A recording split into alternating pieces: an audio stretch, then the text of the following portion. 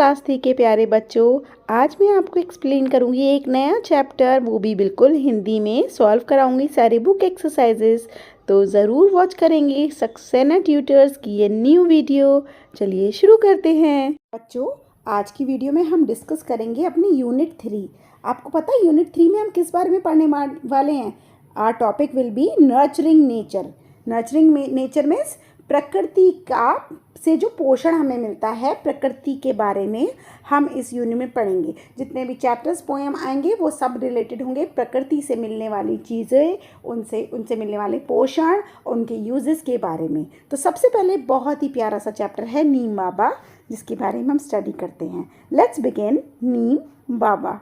बाबा तो आपके भी होंगे, लेकिन बाबा किसको कहते हैं? जो कोई ओल्डर पर्सन होता है। तो यहाँ पर नीम बाबा भी किसी ओल्डर ट्री के लिए यूज़ हुआ है। चैप्टर शुरू करने से पहले इन्होंने हमें एक छोटी सी एक्टिविटी दी है और बताया है अ ट्री इज़ यूज़फुल। एक पेड़ जो है वो बहुत ही यूज़फुल होता है हमारे लिए। Mention some uses, write them in the picture below. जो पिक्चर है इसमें हमें वो यूजेस फिल करने हैं। एक हमें दे रखा है some parts of the tree are use in preparing medicines. ये तो हमें सबको पता है। और आपको क्या पता है? दे गिव अस ऑक्सीजन, वो हमें ऑक्सीजन देते हैं। They provide habitat for various species, कई लोगों का घर होते हैं। रैबिट बरों में रहते हैं, स्नेक रहते हैं, बर्ड्स रहती हैं, इंसेक्ट्स रहते हैं। Trees give us fruits, seeds and flowers. ये सब भी हम लोगों को पता है कि ट्रीज़ हमें फ्रूट देता है, सीड देता है, फ्लावर्स देता है। इसके अलावा आप कोई भी आंसर लिख सकते हो। आगे चलते हैं। Neem is common tree in our country. हमारी कंट्री में नीम, आपने अपनी नानी, दादी, बाबा सबसे सुना होगा, नीम बहुत कॉमन ट्री है। Discuss in groups of 4 and fill in the columns in A. पहले आपको लिखनी है वो चीज़ें जो आपको ट्री के बारे में पता है, और कॉलम बी में लिखनी है जो आप जानना चाहते हो। तो हमें जो चीज़ पता है, सबसे पहले ये पता है कि नीम ट्री से दातुन करते हैं। Its twigs can be use to brush teeth, it is use as pesticides, it is use to make medicine, has chemical properties, it has chemical properties. और ये चीज़ हम जानना चाहते हैं वो है can it be use as timber. इसकी लकड़ी जो है क्या वो फर्नीचर बनाने के लिए या डोर्स वगैरह बनाने के लिए यूज़ होती है? जो इसकी लकड़ी होती है। तो ये चीज़ मुझे नहीं पता थी, तो मैंने पूछ ली। आगे चलते हैं। चैप्टर शुरू करने से पहले मैं इसका प्लॉट बता देती हूँ। होता क्या है, एक छोटी सी बेबी होती है जिसका नाम होता है एम्बर, अम्बेर, एम्बर, जो भी आप कहना चाहो कहो। वैसे ये एम्बेर है। एम्बेर जो है वो स्कूल से घर लौट रही होती है और वो अपने कोर्ट यार्ड में, यानी कि अपने आंगन में एक पेड़ के नीचे बैठ जाती है। ठीक है। She felt that the tree, उसको ऐसे लगता है जैसे ट्री उससे कुछ खुसफुसा रहा है। विस्पर करना इज खुसफुसाना। वो ट्री की तरफ देखती है और उससे बोलती है, ट्री को रेस्पेक्ट देते हुए बोलती है, नमस्ते, मेरा नाम अम्बेर है और मैं तुमसे बातें करना चाहती हूँ, क्या मैं कर सकती हूँ? तो वो ट्री, जिसको यहाँ पे नीम बाबा का नाम दिया, वो बोलता है, sure dear Amber, I know you, मैं तुम्हें जानता हूँ। तुम जब छोटी थी अपने बचपन में मेरे पेड़ के नीचे छाया में खेला करती थी और तुम मुझे नीम बाबा कहती थी। तो इसमें अम्बेर कहती है, मैंने आपको अक्सर हर जगह देखा है, मेरे को अपने बारे में कुछ और बताओ।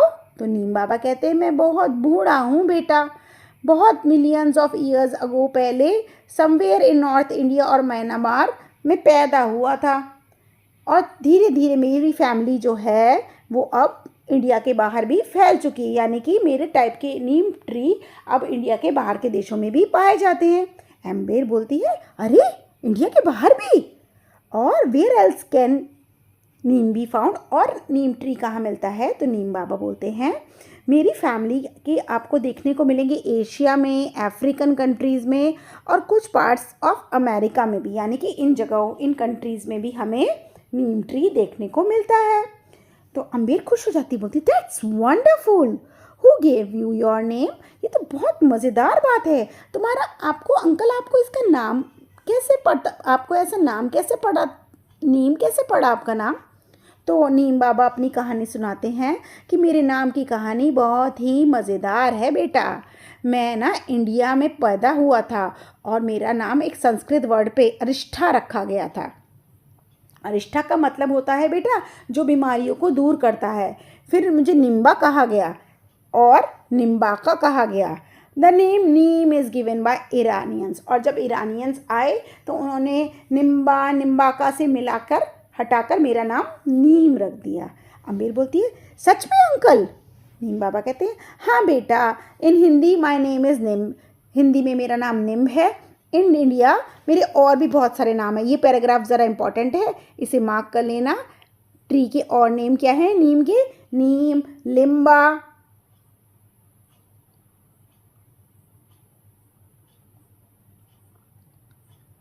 फिर से बताती हूँ, ट्री के और नाम क्या हैं नीम ट्री के?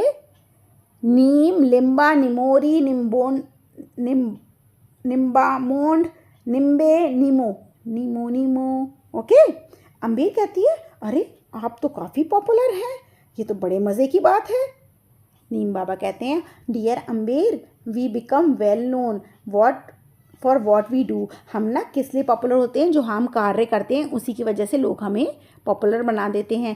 पीपल फाइंड अस यूज़फुल, लोग हमें काफ़ी काम की महत्वपूर्ण चीज़ समझते हैं और इसीलिए ही वो हमें जानते हैं। और साइंटिस्ट हमें बोलते हैं ब्लेसिंग ऑफ गॉड, यानी कि भगवान का वरदान, नेचर का गिफ्ट मैन के लिए। और क्लेanलीनेस पार्टिंग ट्री, क्योंकि मेरी जो ऑक्सीजन मेरी उससे निकलती है, मेरी शाखाओं से, वो सारी कार्बन डाइऑक्साइड को किल कर देती है। Some even call us magic tree, लोग बाग मुझे मैजिक ट्री भी कहते हैं। And the tree of the 20th century, तो कितने नामों से हम उन्हें बुलाते हैं जल्दी से बताओ?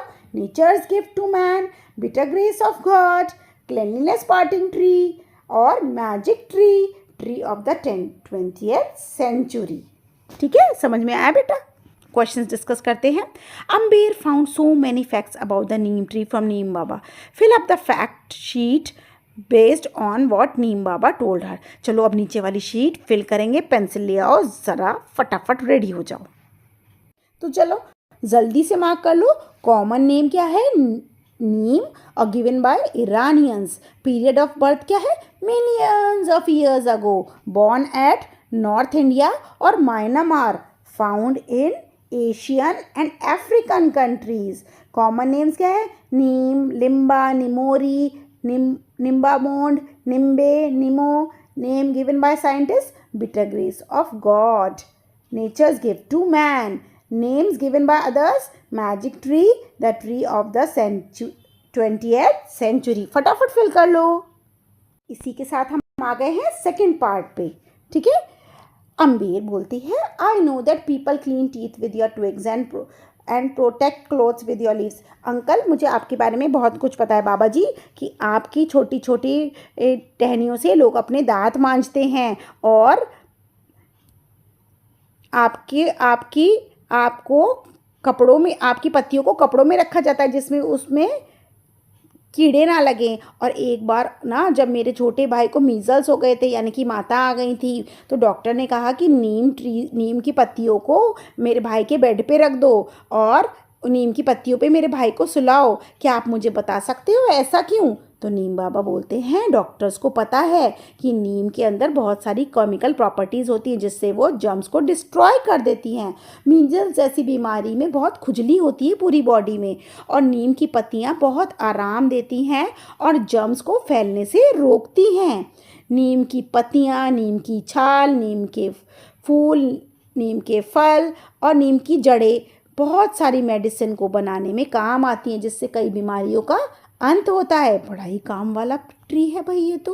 अम्बेर कहती है हाँ नीम बाबा, मुझे याद आया, एक बार जब मुझे बहुत खांसी जुकाम हो गया था और मैं सांस भी नहीं ले पा रही थी, तो मेरी दादी माँ ने मेरा बचाव किया और एक मेडिसिन बनाई नीम की छाल से। और जब मेरे पिताजी को आँखों में बहुत खुजली हो रही थी, तो मेरी दादी माँ ने काजल बनाया नीम के फूलों से, और उससे मेरे पापा की आँखों की खुजली ठीक हो गई। तो नीम बाबा ने कहा ओ छोटी सी अम्बेर, तुम्हें तो बहुत कुछ पता है। रिमेंबर दीज रेमेडीज़, रेमेडीज़ माने ये समाधान, are used are to be use only by people who are well trained and have a lot of experience. ये सब वही लोग करते हैं या वही लोगों को करना चाहिए जो बहुत अच्छी तरह इस चीज़ को जानते हैं और उनको नॉलेज होती है। ये नहीं कि आग जलाई और आँख में लगा लिया आपने, ऐसे नहीं करना। अम्बेर बोलती है, हाँ अंकल, हाँ I will tell me Neem Baba, is there any use of neem for farmers. दादाजी एक बात बताओ, क्या नीम किसी तरह किसानों के लिए भी यूज़फुल होता है? तो नीम बाबा बोलते हैं, हाँ बेटा, अगर नीम सीड्स के पाउडर को पानी में मिक्स करके पौधों पर, पेड़ों पर स्प्रे कर दिया जाए तो उसमें कीड़े, लोकस्ट कीड़े होते हैं, वो लग जाते हैं जो पेड़ों में, वो नहीं लगेंगे। तो नीम के बीज को पीस कर पानी में मिलाकर उसका स्प्रे करने से पौधों में, पेड़ों में कीड़े नहीं लगते, लोकस्ट नहीं लगते। और if it is used in rice field, अगर चावल के खेतों में इस तरीके का पानी डाल दिया जाए, क्योंकि चावल के खेत में पानी हमेशा भरा रहता है, तो वहाँ पे मच्छर नहीं होते और मच्छर ना होने की वजह से क्रॉप को नहीं खाते और बहुत अच्छी उपज होती है। और नीम का जो ये पानी खेतों में डाला जाता है, इससे खेतों में दीमक, टर्माइट्स होता है, दीमक नहीं लगती। Which eats roots of the crop, जो ज़्यादातर दीमक जो है लग जाती है और सारी फसल खा जाती है।